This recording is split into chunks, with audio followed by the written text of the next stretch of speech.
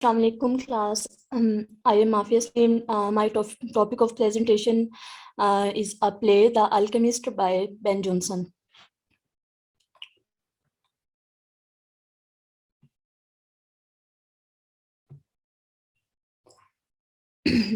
Important features about the play, that this play was first time performed in 1610, and the setting of the play is in London, and first time it was published in 1612, and the play is performed by the King's Men. King's Men is an acting company to which Shakespeare belonged most of his career, as we have read earlier when we are studying Renaissance period. S.T. Coleridge thought that The Alchemist had one of the three most perfect plots in literature. S.T. College ने इस play के लिए ये कहा था कि alchemist जो है ये तीन परफेक्ट प्लॉट्स जो लिटरेचर में हैं उनमें से अल्केमिस्ट एक है। किस तरह से? क्योंकि इसमें मोस्टली इसमें unity of action, unity of time और यूनिटी ऑफ प्लेस को इसमें मेंशन किया गया है और इसमें इस चीज़ को फोकस किया गया है। So perfect plays plots literature में कौन कौन से प्लेस हैं? Alchemist by Ben Jonson, Oedipus Rex by Sophocles and history of Tom Jones by Henry Fielding. Next हम आ जाते हैं main characters of the play. Main characters जो हैं उनमें लवविट है, जेरमी है, सटल है, डॉल कॉमन है। लवविट जो है वो एक रिच मैन है और वो मास्टर ऑफ द हाउस है। जेरेमी बटलर है लवविट का, और जो बाद में जब ये चला जाता है लवविट इस जगह को छोड़ के, तो वो बाद में बटलर अपने आप को डिस्गाइज कर लेता है एज फेस। और पूरे प्ले में हम जेरेमी को as as through the name of face हम इसको रिकॉग्नाइज करते हैं। उसके बाद सटल फेस का कंपेनियन है। उसके वो जो क्राइम्स करता है, वो जो लोगों के साथ जो क्राइम्स करता है उनमें इसका ये कंपेनियन है, और सटल ही अल्केमिस्ट भी है। उसके बाद डॉल कॉमन एक प्रोस्टिट्यूट है, वो भी इनके साथ इनके क्राइम्स में वो भी पार्टनर होती है इनकी।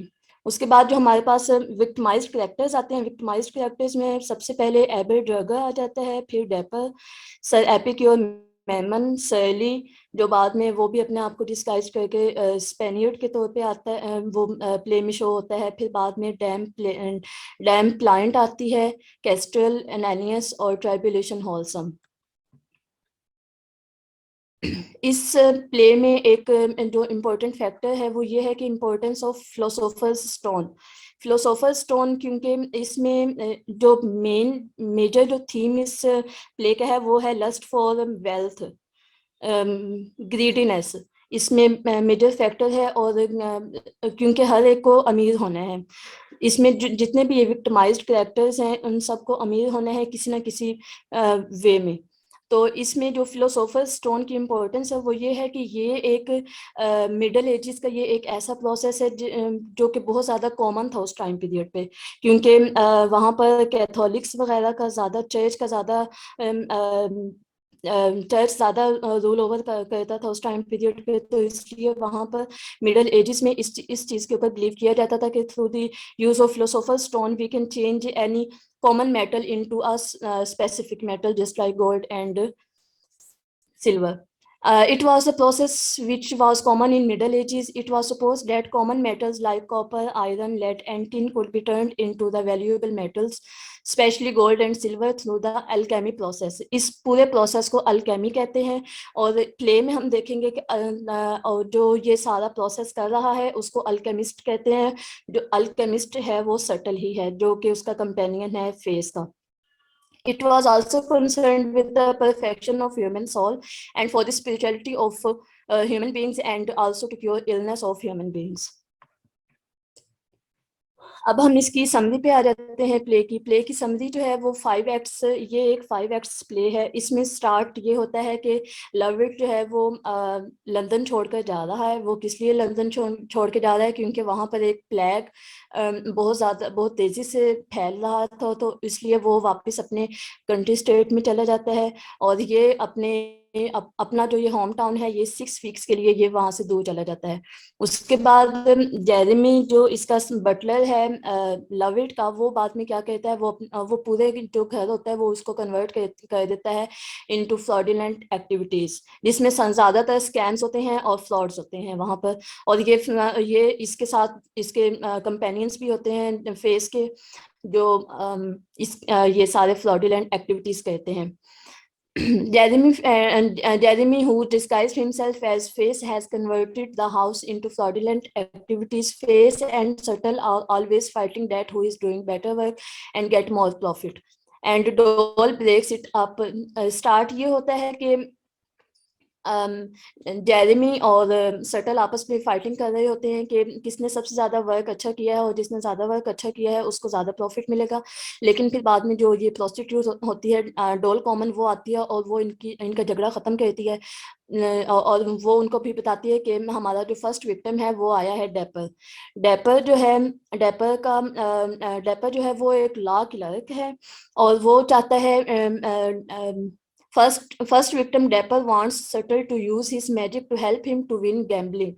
He tells Dapper that he has to win favor of Queen Fairies. अब ये जब उसको अपना मसला बताता है कि उसने गैम्बलिंग को जीतना है, तो वो सटल जो है वो उसको बताता है कि उसको सबसे पहले क्वीन ऑफ फेरीज की फेवर लेनी होगी, उसके बाद उसका जो प्रॉब्लम है वो सॉल्व कर देगा वो।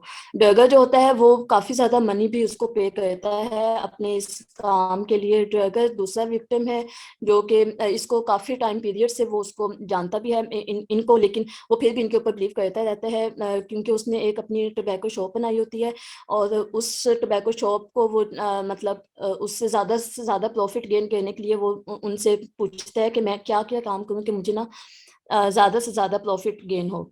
तो वो इसको इसको भी मतलब वो इसके साथ भी फ्रॉड करते रहते हैं बहुत ज्यादा टाइम पीरियड से। उसके बाद जो थर्ड हमारे पास विक्टिम आता है वो है sir Epicure Memon. Sir Epicure Memon ने भी काफी ज्यादा मनी दी हुई होती है इनको।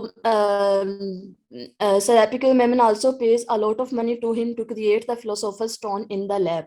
सर एपिक्योर मेमन को ये कहते हैं कि तुम्हारे घर में जितना भी कॉपर और आयरन है वो सारा लेकर आओ, हम through the process of Alchemy हम इसको गोल्ड में और सिल्वर में हम इसको चेंज कर देंगे।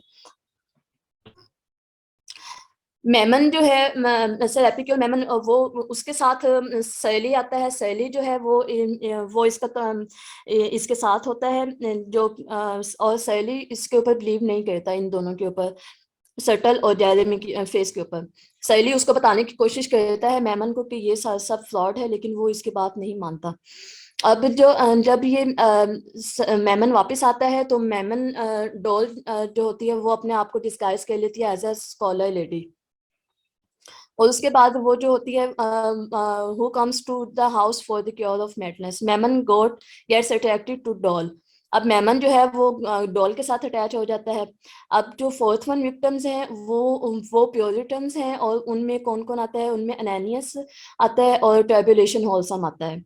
और ये भी मतलब फिलोसोफर स्टोन के पीछे होते हैं, क्योंकि इस पूरे प्ले में जो सबसे बेसिक जो बात है वो यही है कि lust for power and lust for wealth. तो सबको अमीर होना है और सबको ज्यादा से ज्यादा और हर किसी को फिलोसोफर स्टोन चाहिए। और ये सबको यही कहते हैं कि थ्रू द फ्रॉड वो ये सबको यही बताते रहते हैं कि फिलोसोफर स्टोन जो है वो लैब में बन रहा है, और जैसे ही वो बनेगा तो हम तुम्हें फिलोसोफर स्टोन दे देंगे। और फिलोसोफर स्टोन बनने के लिए बहुत ज्यादा पैसे रिक्वायर्ड हैं, तो इसके लिए वो उनसे काफी ज्यादा पैसे भी इन सब से लेते हैं ये सटल और फेस। उसके बाद डर्गर जो है वो वापस आता है। डर्गर जब वापस आता है उससे उसके साथ दो और इनके विक्टिम्स होते हैं। वो उनका नाम है कैस्ट्रिल और डैम प्लांट। कैस्ट्रिल जो है वो डैम प्लांट का ब्रदर है, और डैम प्लांट जो है वो एक रिच विडो है, और वो बहुत ज्यादा खूबसूरत भी है डैम प्लांट। उसके बाद फेस और सेटल जो है वो दोनों ये दोनों जब डैम प्लांट को देखते हैं तो ये दोनों यही चाहते हैं कि वो उनसे शादी कर ले, लेकिन दोनों की नहीं होती उनसे शादी। उसके बाद डेपर जो है वो वापस जब आता है, क्योंकि इन्होंने डेपर को ये कहा होता है कि तुम जाके सबसे पहले क्वीन ऑफ फेरिस की फेवर लो। तो जब ये क्वीन ऑफ फेरिस की फेवर लेकर आता है तो क्वीन ऑफ फेरिस एक्चुअली कौन होती है? ये क्वीन ऑफ फेरिस होती है डोल कॉमन, जो कि इनकी अपनी ही फ्रेंड होती है, प्रोस्टिट्यूट होती है, और वो अपने आप को डिस्गाइज कर लेती है as a queen of fairies. उसके बाद ये सारा प्रोसेस हो रहा होता है, तो ये सबको मतलब फ्लॉड फ्लॉड कर रहे होते हैं सबके साथ, तो अचानक ही एक एक्सप्लोजन होता है। और जब एक्सप्लोजन होता है तो फिर मेमन वहीं पर होता है, तो ये मेमन को बताता है कि जो अल्केमी लैब है उसके अंदर एक एक्सप्लोजन हुआ है, और जिसकी वजह से जो फिलोसोफर स्टोन है वो मतलब खत्म हो गया, और वो अब नहीं मिल सकता किसी को भी।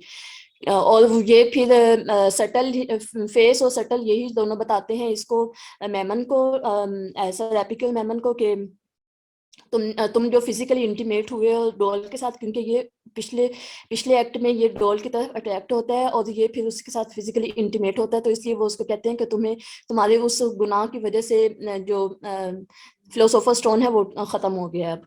और उसके बाद ये सैली जो है ये फिर आता है डैम डैम प्लांट के पास, और डैम प्लांट के पास ये अपने आप को डिस्गाइज करके आता है। सैली फिर डैम प्लांट को इनका असल चेहरा बताता है कि ये सब ये फ्रॉड कर रहे हैं, और ये दोनों जो हैं ये कौन आर्टिस्ट हैं।